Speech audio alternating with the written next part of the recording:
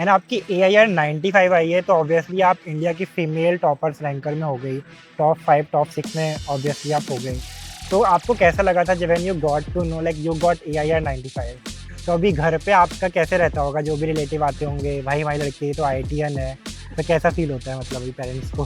Question, what was your percentage in 10th board and 12th board and you are belong to which board? तो अभी आप IIT Bombay में आ गए हो, तो जब आपका IIT बॉम्बे का फर्स्ट डे था वो कैसा था and what was that experience with your parents? मतलब काफ़ी अच्छा लग रहा था कि ऑब्वियसली ये ड्रीम तो था ही, मतलब आखिरी में मेरे को भी यही लगा ही था कि होगा नहीं होगा, पता नहीं कभी मिलेगा नहीं मिलेगा।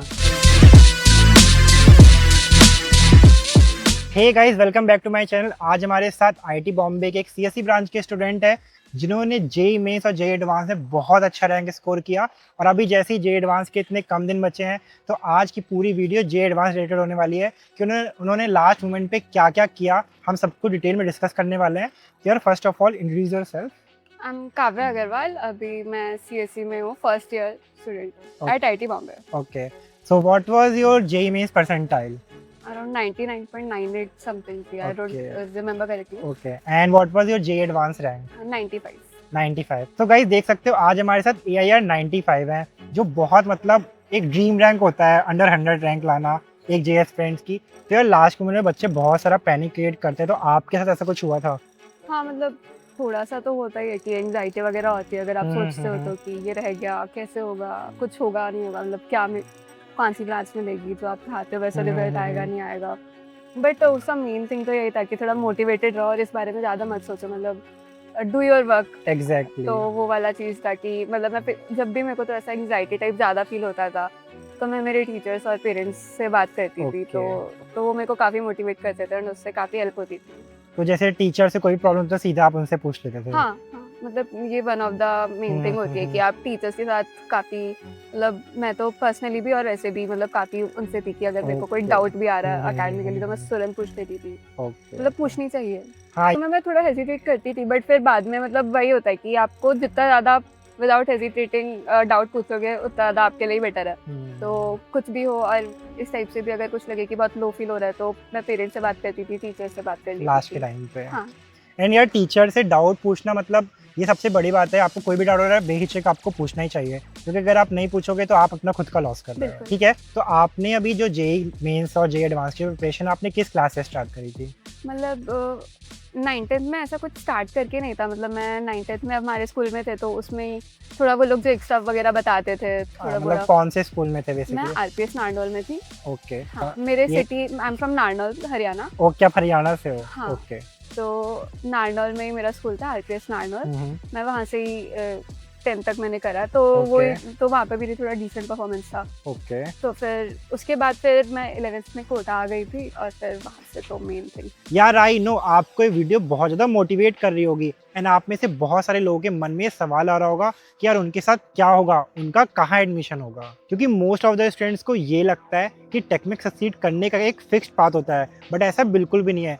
ऑनेस्टी से सच बताऊं, स्किल्स आज के ज़माने में ज़्यादा इंपॉर्टेंट है to enter into a tech industry, और उससे भी ज़्यादा इंपॉर्टेंट है कि आपने अपने ग्रेजुएशन ईयर में कौन सी स्किल्स बिल्ड की है। एंड गाइज रिसेंटली मैंने न्यूटन स्कूल ऑफ टेक्नोलॉजी के बारे में सुना, एंड आई एम श्योर कि आपने भी इसके बारे में सुना होगा, बट मैं फिर भी आपको बताना चाहता हूँ कि आप मिस आउट ना कर जाओ। ये प्रोवाइड करते हैं 4 year BTech degree in computer science and AI with partner university के साथ। यार यहाँ के स्टूडेंट को एक्सपोजर मिलता है ट्रेडिशनल कॉलेज से काफ़ी अलग, और इनके करिकुलम में कोडिंग और AI बेस्ड होता है फर्स्ट ईयर से ही। एंड गाइज यहाँ की फैकल्टी वो लोग होते हैं जो ऑलरेडी इंडस्ट्री से एक्सपीरियंस लेके आते हैं, companies like Cred, Google and ISRO. And guys इसका असर इनके अचीवमेंट्स में साफ दिखाई देता है। एंड गाइज इनके फर्स्ट ईयर और सेकेंड ईयर के स्टूडेंट ने रेजर पे, DRDO और जूमकार जैसी कंपनियों में इंटर्नशिप किया है, जो इनके अर्ली एक्सपोजर को शो करता है। इसके अलावा इनके 11 स्टूडेंट ने इमरजेंट में इंटर्नशिप क्रैक किया है, एंड 6 स्टूडेंट ने GSOC क्रैक किया है, और इनकी मैक्सिमम स्टाइपेंड 2.5 लाख तक गई है। एंड गाइज एक इंटरेस्टिंग अपडेट ये है कि इन्होंने अपना रिसेंटली हैदराबाद में नया कैंपस ओपन किया है, जिसको आप डेफिनेटली एक्सप्लोर कर सकते हो। सो गाइज अब देर किस बात की कर रहे हो, जल्दी से जाके एनसेट एग्जाम के लिए अप्लाई करो। तो गाइज अब वापस चलते हैं JEE advance last 30 days strategy पर विद AIR 95। तो बच्चे बहुत सारे 9th 10th में ओलंपियाड की प्रिपरेशन कर रहे होते हैं, आपने कुछ किया था क्या? मैंने एज सच कोई ओलंपियाड की तो प्रिपरेशन नहीं नहीं करी किया, थी। तो फिर सीधा आपने एलन ज्वाइन किया आके। हाँ। तो उसके पहले कुछ दिया था क्या एग्जाम वगैरह, या जैसे मैंने सुना है कि अगर ओलंपियाड वगैरह आपको हो जाता है हाँ, तो मतलब एलन फ्री में पढ़ाता है। हाँ, मतलब स्कॉलरशिप थी मेरी 90% की अच्छा, ओके। 11th-12th में। 11th-12th में फिर आपने बस 2 साल 11th-12th तैयारी किया एलन से, और साथ में आपका स्कूल भी था, और फिर आपने जे एडवांस किया। हाँ जी, बिल्कुल। तो आपने 11th-12th दोनों एलन से तैयारी किया, हाँ। और फिर आपकी जे एडवांस में इतना अच्छा रैंक आया। हाँ, मतलब तो अभी ठीक बहुत थी। सारे बच्चे जो कंफ्यूज होते हैं कि कैसे प्रिपरेशन करनी चाहिए, तो आप इन शॉर्ट में बता सकते हो कि आपका प्रिपरेशन स्ट्रेटजी क्या था? तो अगर मैं आपसे इन शॉर्ट में पूछूं कि आपकी जो स्ट्रेटजी क्या थी पूरी ये जेई और जे एडवांस की, तो आप इन शॉर्ट में अगर बताना चाहो। एज़ सच कोई फिक्स स्ट्रैटेजी नहीं होती है, बस आपको कुछ चीज़ें माइंड में रखनी होती है कि कंसिस्टेंसी होनी चाहिए। मतलब इनिशियली इट साउंड्स लाइक कि हाँ, कर ही लेंगे, डिसिप्लिन मेंटेन हो ही जाएगा, बट जब एंड में एकदम हो जाता है तो उसको हम्म, मेंटेन करना टफ होता है। वो होना चाहिए, प्लस हार्ड वर्क तो हर जगह लगता ही है, थोड़ी सैक्रिफाइसेस तो करने ही पड़ते हैं। एग्जैक्टली। ऑन एन एवरेज आप कितना घंटे पढ़ाई करते थे? मतलब काम के अकॉर्डिंग होती थी मेरी स्टडी तो हमेशा ही कि इतना मेरा काम कंप्लीट होना चाहिए, उसके करस्पॉन्डिंगली मेरे को जितना ओके, पढ़ना पड़ रहा है वो मैं पढ़ रही हूँ। मतलब अगर कब ये टारगेट आपने डिसाइड कर लिया तो वो टारगेट आज आप करके ही सोओगे, ऐसा हाँ, था? मतलब मोस्टली ऐसा ही था कि अगर मुझे करना है तो मतलब मैं ट्राई करती थी कि वो अचीव हो ही जाए। हम्म। मतलब कई बार ऐसा होता है कि आपको कुछ डाउट्स आते हैं, वो आप स्टैक अप कर लेते हो या आप पूछने में हेजिटेट करते हो, हम्म। तो वो नहीं होना चाहिए। एंड द थिंग इज़ कि कई बार हम ना जो चीज़ हमें आती है हम उसी पे ही फोकस रहते हैं। जो डाउट्स होते हैं वो भी बहुत इंपॉर्टेंट होते हैं, मतलब डाउट्स को ढंग से एनालाइज़ करना, एग्जैक्टली। उनके ऊपर वर्क करना कि आपने कहाँ गलत करा, कैसे क्या करना चाहिए था। तो वो एक काफ़ी इंपॉर्टेंट पार्ट होता है, उसके ऊपर ओके। ध्यान रखना। और मैंने सुना है कि काफ़ी सारे बच्चे डाउट्स के लिए अपना एरर बुक बना के रखते हैं, जो भी उनकी मेन प्रॉब्लम होती है उसको लिख के हाँ। रखते हैं। आपने ऐसा कुछ किया था? मतलब एज़ सच कोई proper error book type maintain तो नहीं करी थी, बट हाँ, मैंने कुछ क्वेश्चंस मार्क कर रखे, मतलब पेपर से मैं मार्क कर लेती थी कि ये थोड़ा कांसेप्ट ही ऐसा है कि ये मैं 2-3 पेपर में ही गलत कर रही हूँ, तो वो कांसेप्ट मैं ओ, दोबारा देख लेती थी टाइप। ओके। तो आप टेस्ट सीरीज तो देते ही होगे, हुँ, तो आपके टेस्ट सीरीज में उस टाइम कितने मार्क्स आया करते थे? मार्क्स तो आई डोंट रिमेंबर करेक्टली, बट हाँ, डिसेंट सा परफॉर्म कर लेती थी। ओके। एंड आपकी AIR 95 आई है, तो ऑब्वियसली आप इंडिया की फीमेल टॉपर्स रैंकर में हो गई, टॉप 5 टॉप 6 में ऑब्वियसली आप हो गई। तो आपको कैसा लगा था जब when you got to know like you got AIR 95, मतलब एंड ऐसा व्हाट कुछ तो वाज योर नहीं है, पेरेंट्स मतलब रिएक्शन? पेरेंट्स तो obviously were happy and it was not कि ऐसा कोई बहुत अच्छा लगा था, मतलब खुश तो थे ही सब। हाँ, बस खुश थे। ओके। और ऐसा भी था क्या कि इससे और अच्छी रैंक आ सकती थी, कुछ ऐसा मिस्टेक्स वगैरह कुछ किया था क्या? मतलब अब पेपर हो चुका है and I got a good decent rank, तो ठीक है, एग्जैक्टली, बस उसके बाद ज़्यादा मतलब नहीं कोई सोचा। रिग्रेट नहीं रहा। हाँ, ठीक है, नहीं था, मतलब कुछ पेपर में मिस्टेक्स करी थी तो उनका तो रहता ही है कि काश ये बेटर कर हम्म। लेती, बट ठीक है, जो हो गया। बट इतना अच्छा रैंक आया, क्या पता इससे ही बुरा हो सकता था। हाँ, बट वही कि एग्ज़ैक्टली। जो हमें मिल रहा है हमें उसमें बहुत खुश रहना चाहिए। और इतना डिसेंट रैंक इतना आसानी से नहीं आता। आपको ही पता होगा कि आपने इसमें कितना मेहनत किया हाँ, होगा, मेहनत कितने तो घंटे लगती आपने पढ़ाई करी होगी। And only you know, and आपसे बेटर आप कोई नहीं जान सकता, राइट? हाँ, तो आप जेई ऑडियंस को क्या मोटिवेशन टिप्स देना चाहोगे कि इतना अच्छे रैंक के लिए आपने क्या क्या किया? मतलब एज़ आई मेंशन्ड कि कुछ हार्ड वर्क वगैरह करो, मोटिवेटेड रहो, सेल्फ डाउट ज़्यादा मत करो, confidence is one of the most important thing here. कि कई बार ऐसा होता है कि कॉन्फिडेंस मतलब आपको लगता है ये नहीं होगा, but if you have confidence तो वो हो जाता है एंड ऑफ द डे, क्योंकि आता तो कांसेप्ट अगर आपने सब पढ़ रखा है तो होता ही है। हम्म। तो कॉन्फिडेंस रखो और मेहनत करते रहो, तो कंसिस्टेंसी से करोगे तो सब ईज़िली हो जाएगा।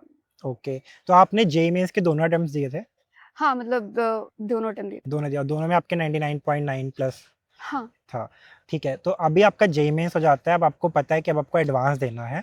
तो आपकी लास्ट में एडवांस की क्या स्ट्रैटेजी थी? अभी हम उस पे पूरा डिस्कस करते हैं कि क्वेश्चन, बट उससे पहले मेरा ये क्वेश्चन है कि आपका so I have one more question, what was your percentage in 10th board and 12th board, and you are belong to which board? I belong to CBSE board and 12th में I got 97 and 10th में it was 97.8 और 6 around. Okay. क्या मेरा आपसे ये question है, आपने 2 साल इतनी अच्छी जेईई की प्रिपरेशन करी, आपकी जर्नी से आपको बहुत कुछ सीखने को मिला होगा। तो ऐसा कुछ चीज़ या ऐसा कोई मतलब मोमेंट आप शेयर करना चाहोगे ऑडियंस के साथ, जो उनको भी हेल्प करे? जैसे जब मैं 11th में आई थी तो इट फेल्ट लाइक कि 10th में आई वाज़ डूइंग डिसेंट, तो वो रहता है कि कर लेंगे, बट अब हुँ, अचानक से जब काफ़ी अच्छे-अच्छे स्टूडेंट्स जिन्होंने बहुत ओलंपियाड्स दिए होते हैं, एग्ज़ैक्टली। बहुत कुछ करा होता है, तो जब आप आते हो तो इनिशियली आप थोड़ा डर जाते हो कि अरे! मैं तो उस टाइम पे काफ़ी लो नहीं फ़ील करना होता। उस टाइम पे थोड़ा कॉन्फिडेंस रख के कि कोई नहीं, सीख लेंगे, कर लेंगे वाला एटीट्यूड होना चाहिए उस टाइम पे। वो एक इम्पॉर्टेंट चीज़ होती है और उसके बाद फिर और कई बार एग्ज़ाम्स के बाद आप आते हो, कई बार आप बहुत ही डिमोटिवेटेड हो जाते हो कि आपका कोई एग्जाम बेकार गया, कि कुछ भी नहीं हो रहा है, तो उस टाइम पे ज़्यादा लो मत फील करा करो, थोड़ा मोटिवेटेड रहना इज़ वेरी इंपॉर्टेंट है। एग्जैक्टली। तो पेरेंट्स और से बात करा करो, अपने टीचर से बात करा करो, उससे काफ़ी हेल्प मिलती है। और व्हेन यू और एक काफ़ी हेल्दी कॉम्पिटिशन्स होना अपने पेयर ग्रुप के बीच में, एक अच्छा पेयर ग्रुप होना, ये बहुत इंपॉर्टेंट होता है। मतलब सपोज़ कुछ चीज़ आपको नहीं आ रही है, अपने टीचर से 2 तो बार आप पूछ अपने ली है, फ्रेंड से पूछ सकते हो। हाँ, एग्ज़ैक्टली, तो वो आपको कई बार बेटर बता सकता है कि अरे ऐसे भी कर सकते हैं। ओके। तो that's a very important thing. और हाँ, वही कि आप तो आपका जो फ्रेंड सर्किल था उनका कहाँ-कहाँ पे सिलेक्शंस हुआ? हाँ, कुछ मेरे फ्रेंड्स आईआईटी बॉम्बे में हैं, कुछ कानपुर में हैं, ओके। कुछ दिल्ली में हैं, अलग-अलग जगह तो पे हैं। आपके पीयर ग्रुप भी पूरा अभी आईआईटीएन ही है। Kind of almost. ओके, ठीक है। तो मेरा आपसे अभी ये क्वेश्चन है कि if someone has only 30 days left for J advance what should be the overall strategy? Mostly like कि मैंने फ़ोकस करा था, मेरा आईओसी थोड़ा वीक था, तो आईओसी में मैंने एनसीईआरटी बहुत ज़्यादा करा था, ओसी में एंड पीसी में ओके। मैंने शॉर्ट नोट्स बना हुँ, रखे हुँ, थे, मैं हुँ। उनको कंटिन्यूअसली देखती रहती थी कि कोई रिएक्शन ना मिस हो जाए। एंड मैथ्स फिज़िक्स में जो मेरे असाइनमेंट्स होते थे या क्वेश्चंस होते थे, मैं पेपर से ही गो थ्रू करती थी, तो लास्ट 30 डेज़ में आई डिड दिस। ओके, तो आपने पूरा आईओसी को पूरा अच्छे से किया लास्ट के टाइम पे हाँ, आईओसी एंड में एनसीईआरटी एंड ओसी पीसी में short notes and maths physics में भी। ओके, तो कोई एडिशनल टॉपिक आपने पढ़ा था या जितना पढ़ रखा था बस उसको ही रिवाइज़ करते गए? लास्ट 30 डेज़ में तो जितना पढ़ रखा था, उ उसी को ही रिवाइज़ करा। ओके, तो आपकी जो रिवीजन स्ट्रैटेजी थी वो कैसे वो करती थी? क्योंकि बहुत सारी चीज़ें हमने 2-3 महीने पहले पढ़ी है, बट हम भूल रहे हैं अगर उसको रिवाइज़ नहीं करेंगे। तो आप सब्जेक्ट वाइज़ कैसे रिवाइज़ करते थे? मतलब ओसी में तो वही कि हर 2-3 महीने बाद हमारा फिर से ही रिवीजन शुरू हो जाता था। तो वो एक बार गो थ्रू हो जाता था, but still if I feel like कि ये चीज़ मैं भूल रही हूँ या ये टॉपिक मुझसे नहीं हो रहा, तो कुछ हमारे को वीक्स अलॉटेड होते थे कि इसमें अगर आपने कुछ बैकलॉग हो हुँ, हुँ, गया हुँ, हुँ। या कुछ भी हो गया, तो वो उसको डेडिकेटेड होते थे। उस टाइम पे मैं वो चीज़ें करती Okay. थी। So my next question is related to study plans and hour. How should a student structure their daily routine in the last 30 days and how many effective study hours an ideal student should do in this final phase? तब it's not fix, ये सब चीज़ें बहुत ज़्यादा student to student depend करती है। Okay. कि कितना उसका अफेक्टिव हुँ, स्टडी हुँ, आ हुँ, रहा है। हुँ। मतलब मोस्टली इट्स लाइक कि जितना भी पढ़ो उतना ज़्यादा फोकस से पढ़ो एंड टाइमर लगा के पढ़ो। हाँ, इट्स इम्पॉर्टेंट थिंग, क्योंकि कई बार ऐसा होता है हमारे रूम पे एनवायरनमेंट अलग होता है और पेपर में एनवायरनमेंट अलग होता है, तो एग्ज़ैक्टली क्योंकि बहुत कभी नॉइज़ हो जाता है, किसी का हाँ, सिस्टम खराब हो गया, तो प्रॉब्लम हो हाँ, जाती पैनिक है। नहीं करना होता उस टाइम पे तो। मैंने सुना था कि किसी कोचिंग सेंटर ने अपने बच्चों का ऐसी जगह एक बार जस्ट टेस्ट कराया मॉक टेस्ट और वहाँ पे बच्चे बहुत हल्ला कर रहे थे ताकि वो उस सिचुएशन में अगर एग्ज़ाम दे पा रहे हैं तो फिर वर्स्ट से वर्स्ट सिचुएशन में हो जाएगी तब भी वो दे पाएँगे। ऐसा हमारे साथ भी हुआ था, मतलब अच्छा आपके साथ भी हुआ था ऐसा? हाँ, एलन कोटा में एक बार हमारा जो सेंटर आया था, तो इट वाज़ देयर कि साइड में कोई तो फंक्शन और वेडिंग चल रही थी। ओके। तो वो साइड में बहुत नॉइसेज़ आ रही थी। एक बार हुआ था हमारी काफ़ी देर तक लाइट चली गई थी। तो फिर उस चीज़ को एक पॉइंट के बाद हो जा गया था कि ठीक है आप तो कोई कर लेंगे। Okay. Okay, so now come to the books and resources. In the last 30 days, which resources should a student strictly stick to and should they solve new books or revise coaching materials and PYQs?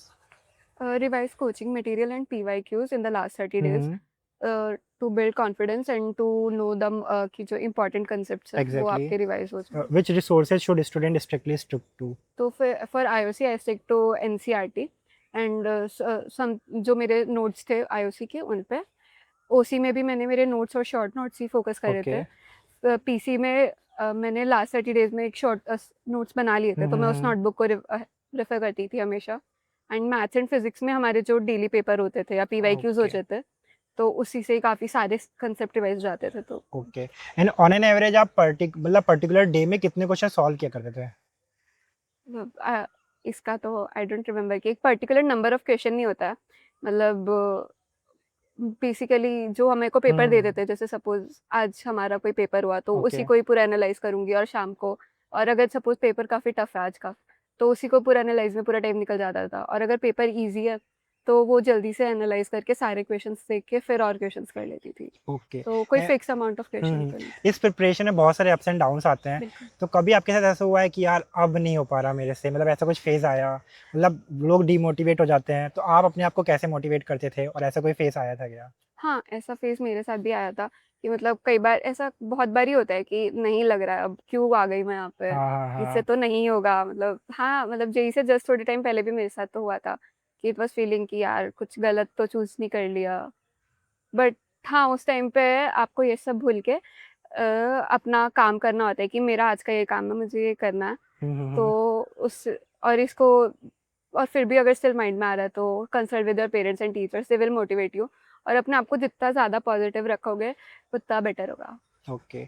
बहुत सारे बच्चे मतलब comments करते हैं कि भैया दीदी मेरा मन नहीं लग रहा है पढ़ाई में, तो आप उनको क्या बोलना चाहेंगे? आप कैसे क्या किया करते थे कि आपका मन लगता था? मतलब मैं मेरे सेक्रीफाइसेस वगैरह और मतलब मैं मेरे घर से दूर रह रही थी, तो हाँ, वो इतना दूर मेरे हरियाणा से कोटा आके। हाँ, तो मेरे लिए तो वो एक बहुत मोटिवेटिंग फैक्टर था कि अब मैंने मेरे पेरेंट्स ही ऐसा दूर रह रहे हैं, उनको मेरी याद आ रही है, मेरे को उनकी याद आ रही है, तो अब तो करना पड़ेगा, नो चॉइस, मेरा मन लग रहा है, नहीं लग रहा।